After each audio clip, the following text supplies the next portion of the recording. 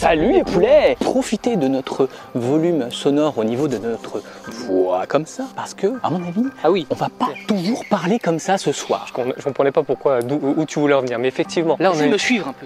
On a une voix qui est expressive, on se dit un oiseau.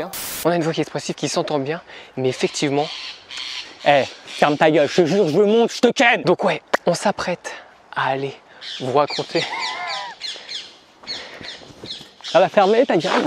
Les poulets, si on se retrouve ici, on est devant le magnifique, est-ce qu'on le nomme? Je vous raconte tout sur ce château ce soir. Pour Halloween, on vous a préparé des petites histoires un petit peu terrifiantes, un petit peu pour faire caca dans son froc, disons-le. On va vous montrer l'intérieur du château, regardez comment il est beau, extérieurement.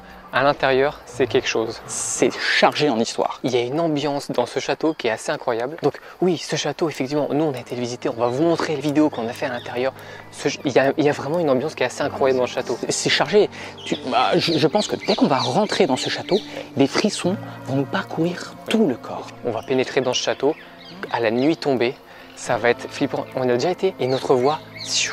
On s'est mis à parler très calme, très posé. Moi aussi, quand je pénètre, je prends toujours cette voix-là. Allez prendre une petite tisane, une boîte de bonbons. Mettez-vous au coin du feu si vous avez une cheminée.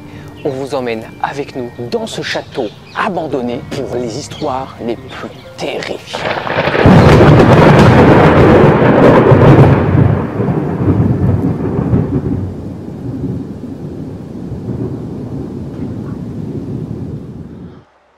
C'est bon là? Ouais, c'est bon, je crois. Est-ce que tu pourras mettre ce gag à la fin de la vidéo? Je le mettrai. Ah, mon château!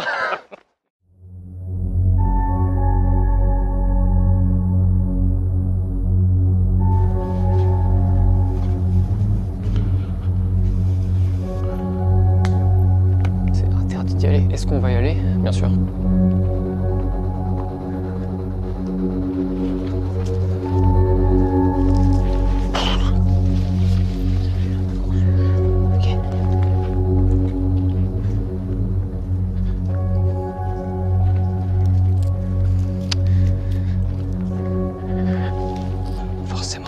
Faire de bruit. Dans le château, on sera peut-être un peu plus à l'abri. Ok. On va passer les poulets.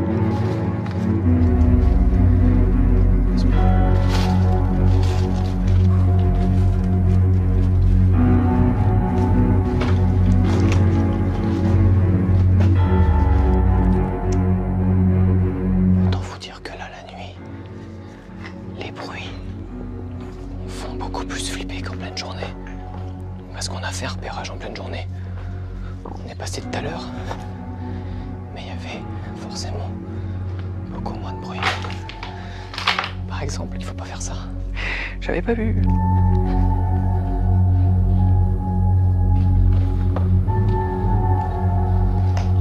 Mon Dieu, pourquoi il y a des êtres vivants qui nous suivent?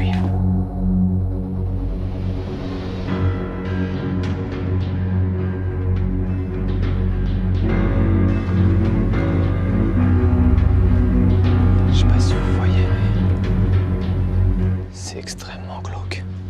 La végétation a complètement repris ses droits. Allez, on va essayer de monter. Alors pas par là évidemment.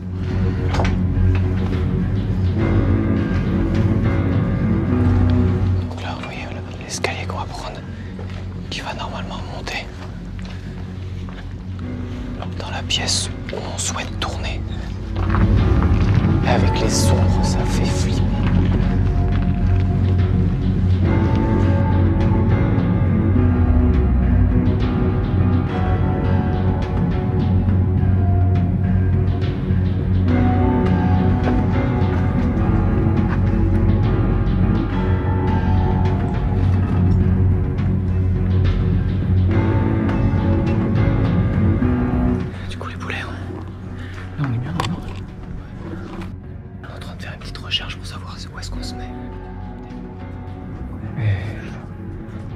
Celle-là, là. C'est la première fois que je vois un chat aussi bruyant. Autant bruyant. Il va marcher pendant qu'on fait les anecdotes, c'est sûr. M'embrouille pas avec. On essaye celle-là vite fait pour voir. Je sais pas si...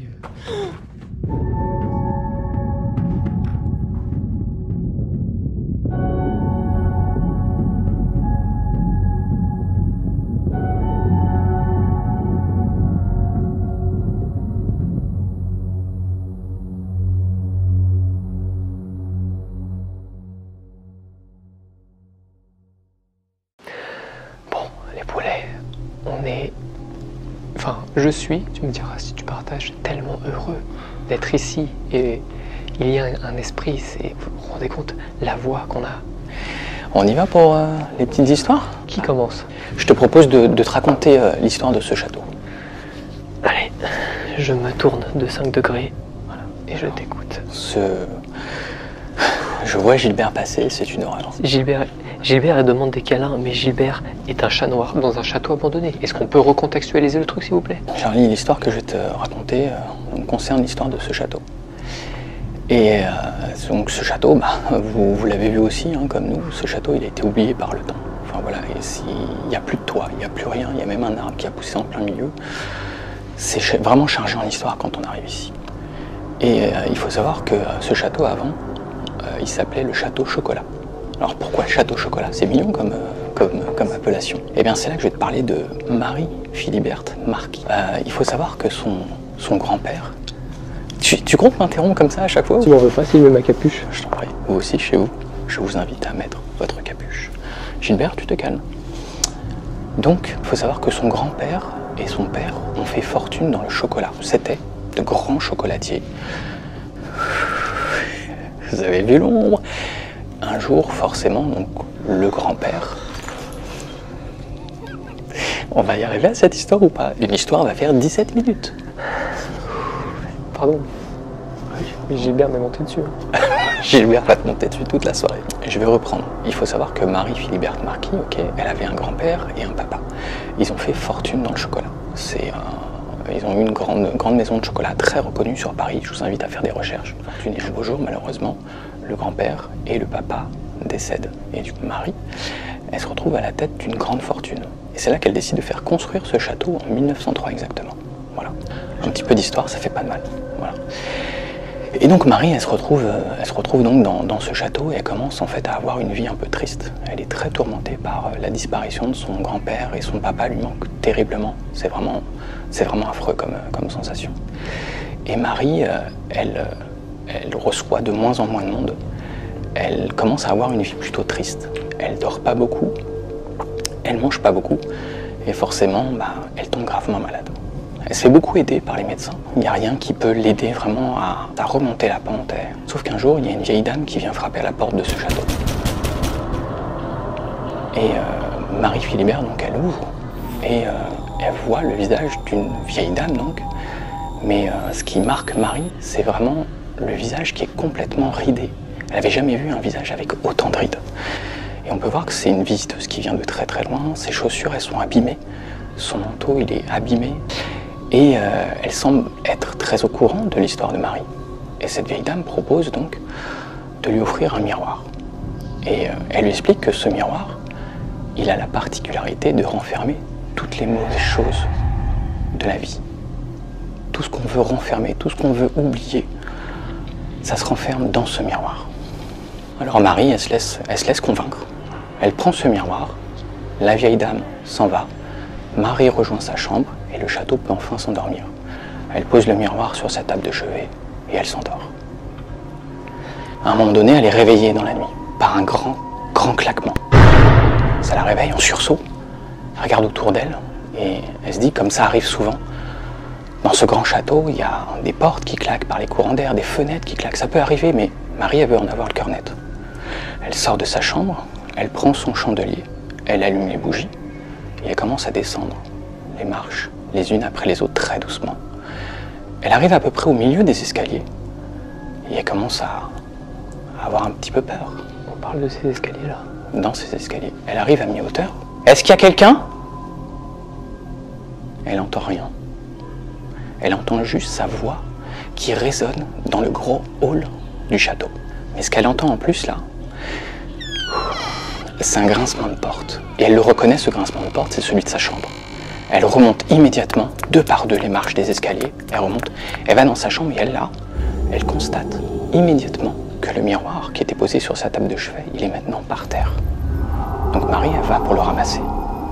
Elle veut regarder donc le reflet pour voir s'il n'est pas brisé. Et elle voit pas de reflet. Par contre, elle entend une voix. Marie, c'est toi ma chérie? Marie, il y a plein de frissons qui lui traversent le corps. Elle reconnaît la voix, c'est celle de son papa. Elle ne sait pas quoi penser et la voix continue de parler.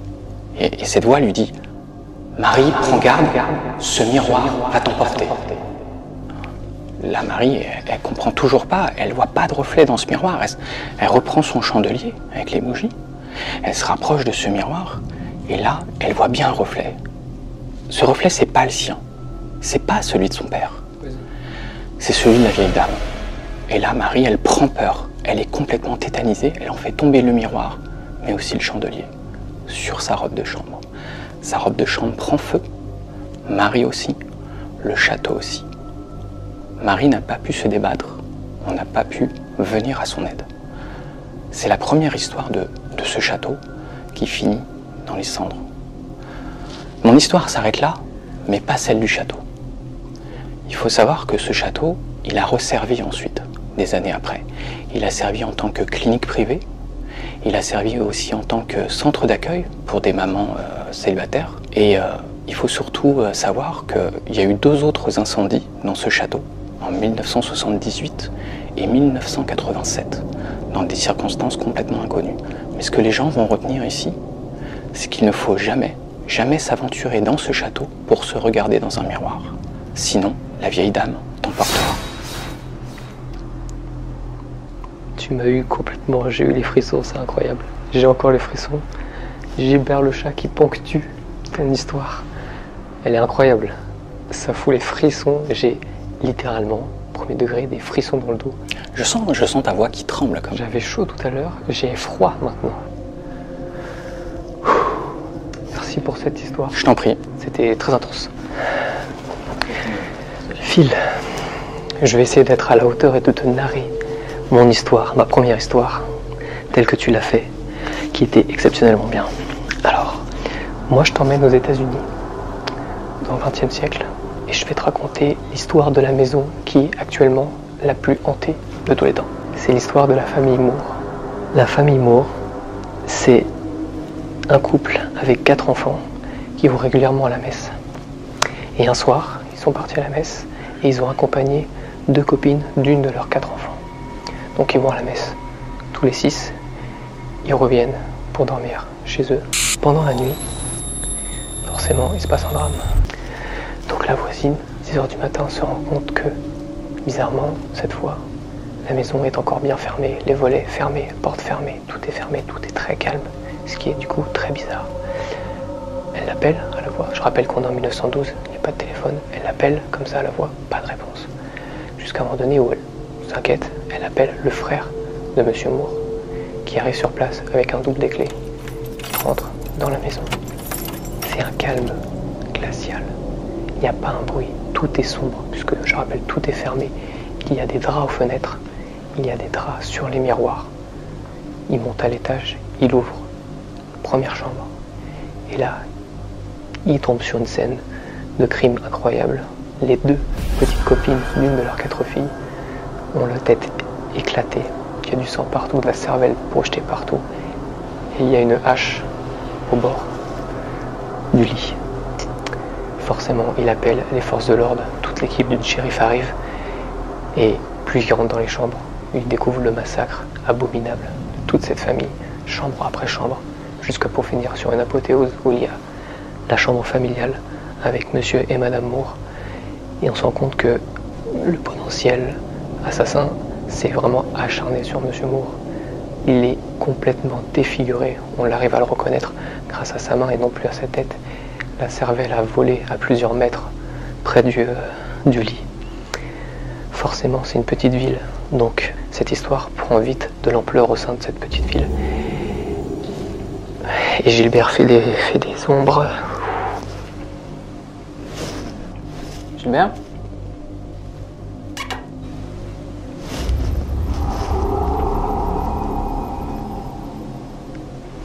Dieu. Donc cette histoire monte un petit peu, voilà, il commence à faire du bruit tout autour, jusqu'à arriver à des chaînes locales et ainsi de suite. Bref, au fur et à mesure des décennies, Excuse-moi, il y a une grande ombre et après il y a un tout petit truc qui passe, mon Dieu. Au fur et à mesure des décennies, cette maison est vendue par de nouveaux propriétaires et ainsi de suite. Et forcément, à chaque fois, ces propriétaires, décennie par décennie, sont victimes. Ils entendent des cris, plusieurs cris distinctement, donc plusieurs voix distinctes, à minuit 45, heure à laquelle le massacre a eu lieu en 1912. Donc ça, c'est pas arrivé une fois, deux fois, et je rappelle, je ne l'ai peut-être pas précisé, mais cette histoire est vraiment vraie. Donc, c'est pas une, deux, trois, non, c'est plusieurs futurs propriétaires qui recensent les mêmes phénomènes paranormaux à minuit 45. Jusqu'un jour, beaucoup plus récemment, où il y a une enquête d'enquêteurs qui, en 2009, s'aventure dans cette maison. Ils arrivent à enregistrer des sons très précis.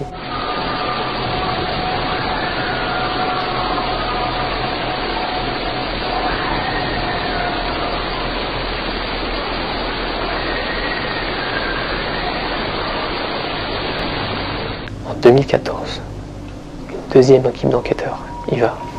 Ce qui est encore plus étrange, c'est que un des enquêteurs de ce groupe-là porte le même nom de famille, Monsieur Moore. Et lui, il décide carrément de passer la nuit à l'intérieur de cette maison. Il passe la nuit dedans, dans le lit familial.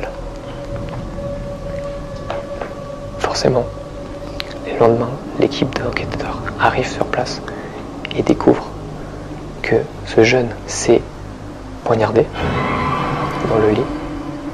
Ça a été filmé et on le voit s'auto-poignarder à minuit 45. Il n'est pas mort. Bon, il a pu être sauvé. Il a été envoyé en hélicoptère en hôpital.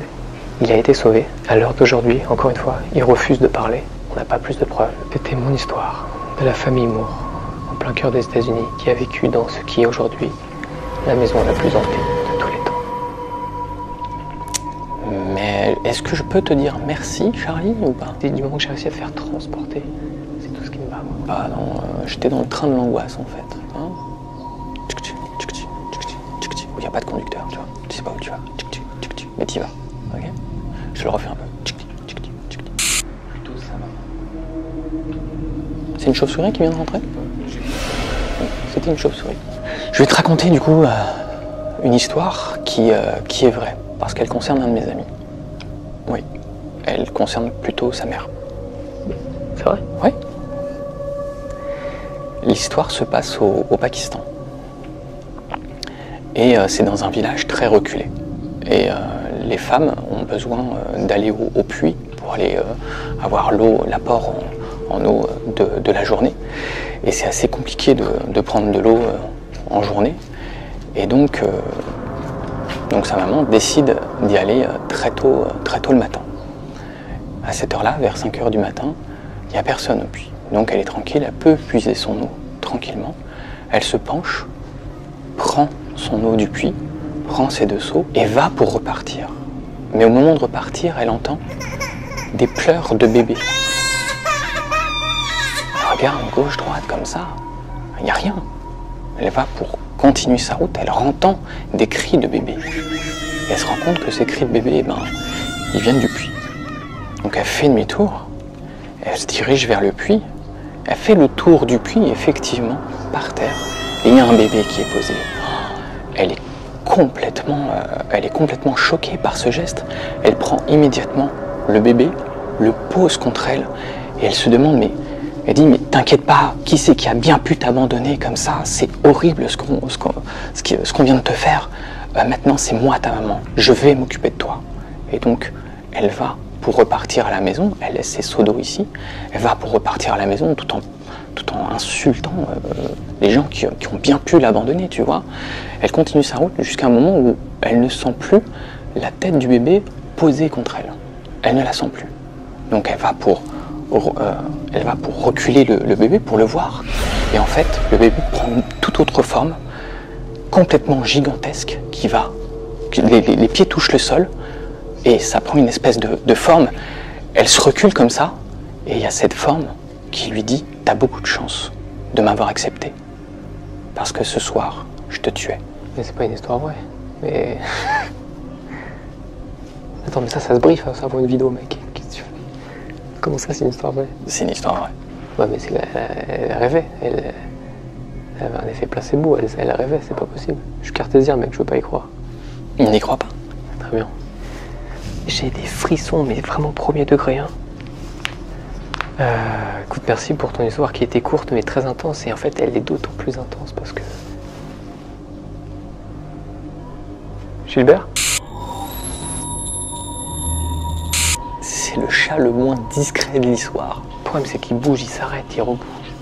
Pour ma dernière histoire, ma deuxième et ma dernière histoire, je t'emmène cette fois-ci en Écosse. Eh, j'admire, tu me fais voyager, mec. On est au XVIe siècle. Et en fait, je pense que tu connais forcément le film La colline a des yeux. Oh mon Dieu. Ce que je vais te raconter, La colline a des yeux, ce film, c'est de la fiction. Néanmoins, il a quand même été tiré par une histoire qui est aussi vraie. C'est la famille du coup Bean qui vit en Écosse au XVIe siècle. C'est une famille. Il y a les parents, les enfants et les petits-enfants. On se trouve au fin fond de l'Écosse. Cette famille vit reculée dans une grotte. Ces enfants et ces petits-enfants sont grandement nés de façon incestueuse. Pourquoi ils vivent dans une grotte, à l'abri, cachés? Parce qu'ils sont aussi cannibales. Ils sont restés, tiens-toi bien, 25 ans cachés dans cette grotte. Et ils se nourrissaient de voyageurs, de chasseurs qui passaient dans la grotte. Ils les attrapaient, ils les accrochaient dans la grotte et ils les dévoraient. Ils ont fait ça pendant près de 25 ans, jusqu'au jour où un moment, un couple qui passait par là, ils se font attraper par le père et la mère, Bean. Sauf que cette fois-ci, le couple était armé. Le couple arrive à blesser la famille, à s'en sortir. Il déclare où est-ce qu'ils se sont fait ça. Et là, le représentant de cette contrée, en Écosse, envoie à peu près 400 hommes, plus des chiens. Ils trouvent cette grotte-là. Ils arrivent et là, ils découvrent un spectacle d'une horreur incroyable. Il y a des cadavres en putréfaction, il y a une odeur nauséabonde comme jamais. Ah bah, les gens rentrent dedans, ils vomissent à tour de rôle tellement que c'est...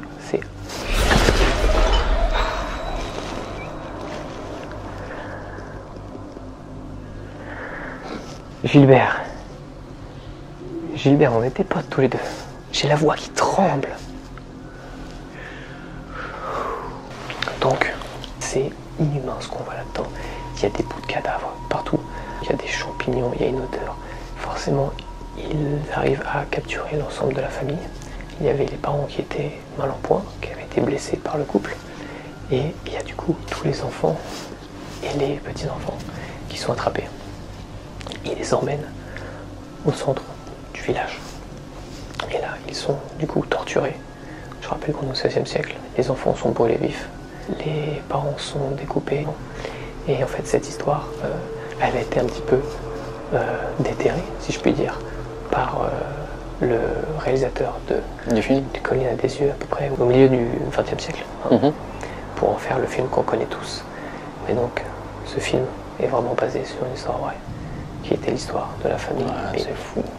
C'est fou. Tu sais qu'il y a beaucoup de films d'horreur qui sont inspirés de faits réels. Ouais. C'est incroyable. Je pense qu'on peut en citer pas mal. Et même vous, si vous en connaissez en commentaire, mettez-nous le titre du film en commentaire.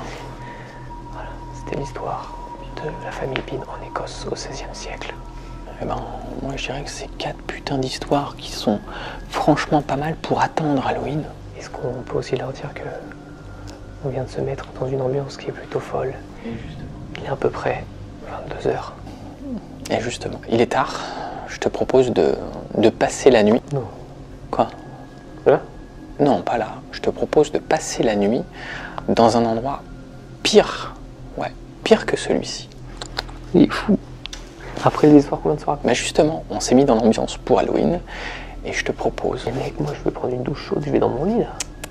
Pas ce soir, mec. Pas ce soir. Et justement, si vous voulez savoir où est-ce qu'on va dormir, donc la semaine prochaine, mais pour nous c'est ce soir, eh bien qu'est-ce qu'on peut leur dire? J'ai envie de vous dire déjà, abonnez-vous pour ceux qui ne sont pas abonnés si ça vous a plu. Et surtout, nous, on va du coup partir dans un endroit, je ne vois pas comment on peut faire plus peur, un endroit plus flippant qu'ici. Si, regarde, je te mets là, regarde, entre nous comme ça, extrait comme ça.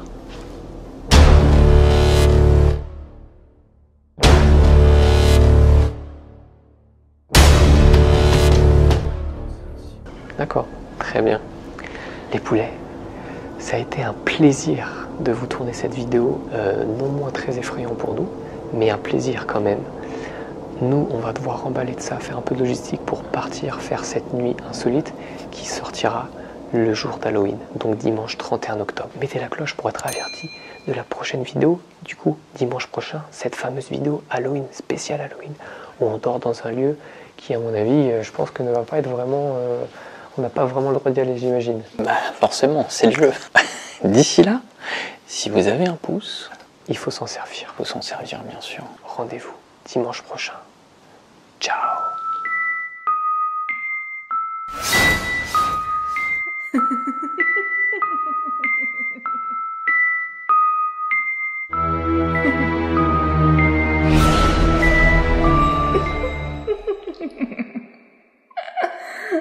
Ha ha ha.